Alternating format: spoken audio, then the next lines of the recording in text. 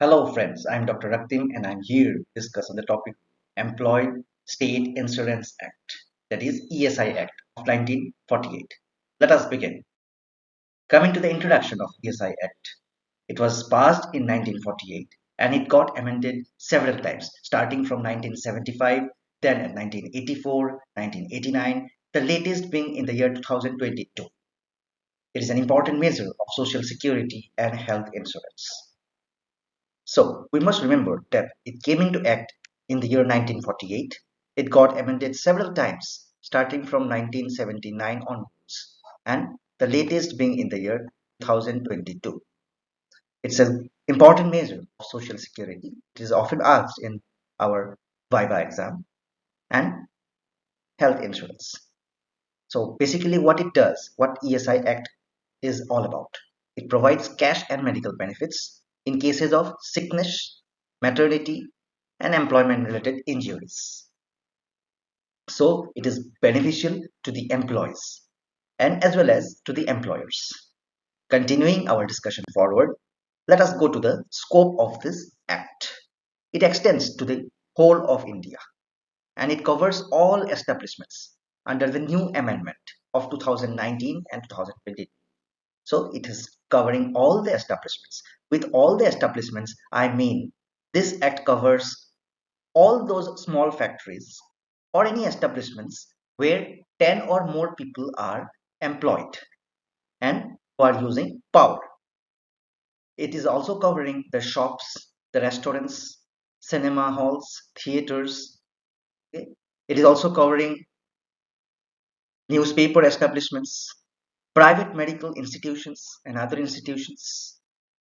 So these are the establishments that are covered under the new amendment. However, we have to remember the fact that the three areas are still not included under this act, and it is often asked in our MCQ exam. These are mines, railways, and defense sector. I repeat, mines, railways, and defense sector. These three areas are not covered under ESI Act. Coming to the administration now. It is an autonomous body and it is regulated by Employees State Insurance Corporation, ESI Corporation. And the Union Minister of Labor is the chairman for this autonomous body. The vice chairman is the secretary to the Ministry of Labor, right? And the CEO is the Director General of Health Service, DGHS. Further, we have to remember that the DGHS, the Director General of Health Service, is assisted by four persons. Number one, the Insurance Commissioner, the Medical Commissioner, the Finance Commissioner, and Actuary. So the DGHS, who is the CEO of this ESI corporation, is assisted by Medical Commissioner, Insurance Commissioner, Finance Commissioner, and Actuary. So all the medical benefits of the council is headed by DGHS, as I mentioned. It is run by the contribution of both the employer and the employees, and the grants received from the state and the central governments. Here we must ensure is the new under the new amendment of ESI, the employee contribution is 0.5% of the wages and the employer contribution is 3.25% of the total wages. One thing here we have to remember is that those persons who have their daily wage of less than 176 rupees are exempted from contribution under this act. So in those uh, cases where the employee have a daily wage of rupees 176 or less, then no contribution is being done by the employee. Only the employer will do the contribution in that case, and the medical benefits are shared by the state government and the ESI. The state government shares the 1/8 of the total cost, whereas the ESI shares the 7/8 of the total cost involved. Coming to the benefits to the employees. What are the benefits to the employees? It is often asked in our Viva exam. So we have to remember is that one medical benefit is there, sickness benefit, maternity benefit, disablement benefit, dependence benefit, funeral expenses, and rehabilitation allowances.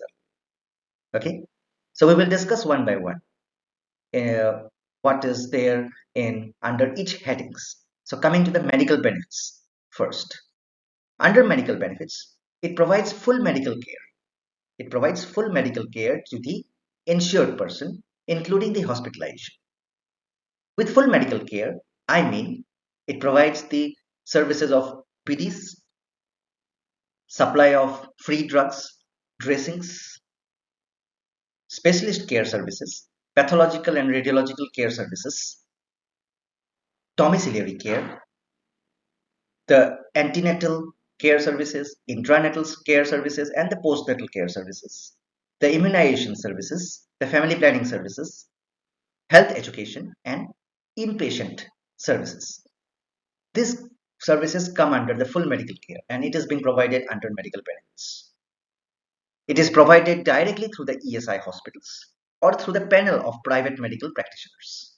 Suppose in the area where the insured person is living, in that area, if the empaneled ESI hospital is not there, then the empaneled hospitals from the private background or the private medical practitioners who are empaneled to the ESI, they are then contacted and the necessary services are being provided to the insured person totally free of cost.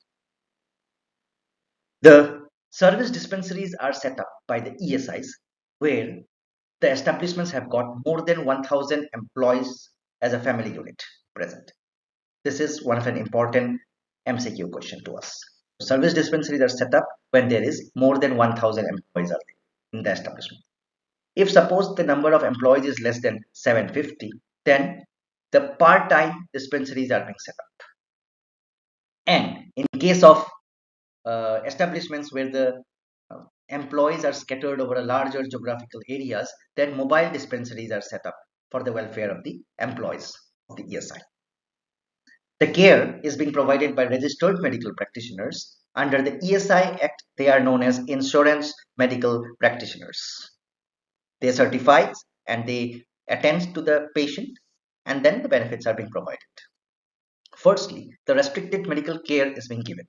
Under the restricted medical care, I mean the OPD care services are being given. Then, when the establishments get established in that area, from the OPD care services, the inpatient care services are also being upgraded. In that case, it is known as extended medical care.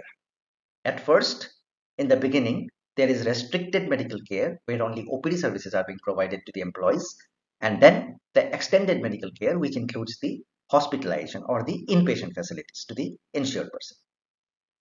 These are the benefits that are covered under the medical benefit of ESI Act. Let us continue our discussion to the sickness benefit. In case of sickness benefit, it provides periodical cash payment to the insured person. Again, it should be ensured that the sickness must be duly certified by insurance medical practitioner only. If it is certified by some others, it will not work. Only the certification of insurance medical practitioner, I mean the registered medical practitioner of ESI, that certification is only valid in case of getting the sickness benefit. One more thing, it is important that the sickness benefit is given to the employees who have worked and contributed for a period of 78 days in a continuous 6 months of period. That means when a person is employed under ESI, that person, if that person has fulfilled a period of 6 months, okay, 6 months, and have contributed for at least 78 days under this act, then only that person is entitled to get sickness benefit. And when that person is entitled for sickness benefit, that person is being paid for a maximum of 91 days, okay, in a continuous period of 1 year. And how much the insured person is paid? The insured person will be paid 70% of the average daily wages. Okay, I repeat, when a person is employed under ESI, that person must complete a period of 6 months and have contributed for at least 78 days to avail this sickness benefit.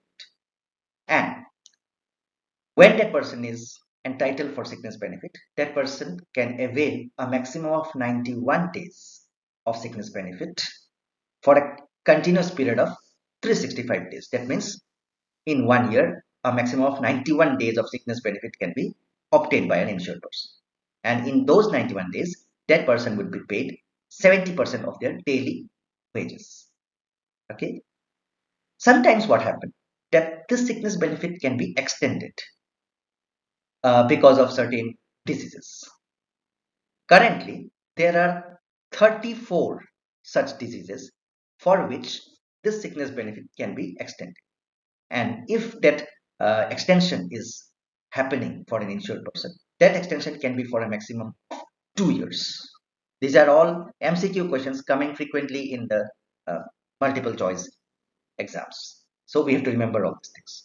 Extended sickness benefit is for 34 diseases currently, and it is for a maximum period of 2 years. Otherwise, the sickness benefit is for 91 days.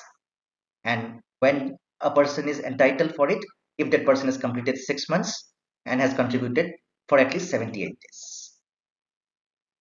That is for sickness benefit and extended sickness benefit. Now comes a confusing term known as enhanced sickness benefit. Enhanced sickness benefit is being paid to an ESI employee, both male or female. In case of females, if that female has undergone tubectomy, then that woman is entitled to get uh, paid for a period of 14 days. We must ensure that 14 days. And in case of males, the males undergoing vasectomy is entitled for a period of 7 days. Okay. And for this uh, period of 14 and 7 days, in case of females and males respectively, the amount that is paid to the insured person is double the amount of standard sickness benefit. It is known as enhanced sickness benefit. It is often asked in the Viva exam. So we have to clearly remember that there is extended sickness benefit and there is enhanced sickness benefit. Extended sickness benefit is for the diseases. There are 34 diseases under which the sickness benefit can be extended, and it is extended up to 2 years. And in case of enhanced sickness benefit, it is given to male and female employees for a period of 7 and 14 days respectively, who have undergone vasectomy and tubectomy respectively. And the payable amount, those males and females, is double the amount of the standard sickness benefit. Okay, that's it. Now coming forward to the maternity benefit. Maternity benefit is being given to a person, women who for confinement, miscarriage, pregnancy, or premature birth, etc. In case of confinement, it is given for 26 weeks. In case of miscarriage, it is 6 weeks. And uh, in case of sickness arising out of confinement, it is 30 days. These three often comes as a direct MCQ question. We have to remember that. Confinement, it is 26 weeks. Miscarriage, it is 6 weeks. And sickness arising out of confinement, it is 30 days or 1 month. In those cases, full wages is being given to the women. And the current confinement amount is 7,500. Previously, it was 5,000. Now it has increased up to 7,500. That was all about the maternity benefit. Now coming to the disablement benefit. In case of disablement benefit, the ESI Act provides the cash payment and free medical treatment for both the temporary as well as the permanent disablement of the insured person at work. It may be due to the result of an employment injury or occupational diseases. 90% of the wages is being given to the insured person in case of temporary disablement. And if it is a permanent disablement, then life pension is being provided to the insured person. That life pension, the amount is calculated based on the loss of earning capacity as determined by the medical board. Here comes the decision of the Director General of Health Services and the four persons supporting the DGHs. Those were the Insurance Commissioner, Finance Commissioner, Medical Commissioner, and Actuary. So they all, that board decides the amount of pension to be given to the insured person at that time. That was all about the disablement. Now coming to the dependence benefit. In case of death of the insured person as a result of the employment injury or the occupational diseases, the dependent is eligible for a periodical payment. A total of 90% of the wages is being paid under this benefit. It is given to the dependent's son or daughter up to the age of 18 years. We have to remember this. But however, if the daughter marries before 18 years, then the benefit is being withdrawn. Okay, that is it. Now coming to the funeral expenses. Funeral expenses is the cash payment which is done on the death of the insured person to carry out the funeral expenses, and it is 15,000. The current amount is 15,000. That was all about the funeral expenses as well. Now coming to the rehabilitation. It is interesting to know that if the insured person, apart from the wages or the contribution to the ESI, which is 0.75% of the wages, apart from that, if a monthly payment of rupees 10 is being given by the insured person, then the medical treatment to the insured person as well as the family members continues even after the insured person's retirement or disablement or even death.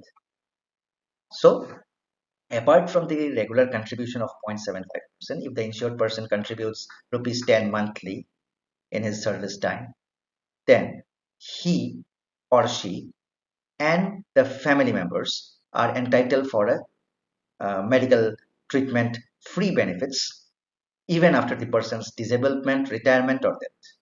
That was all about the rehabilitation benefits under ESI. Now coming to the benefits to the employers. What are the benefits?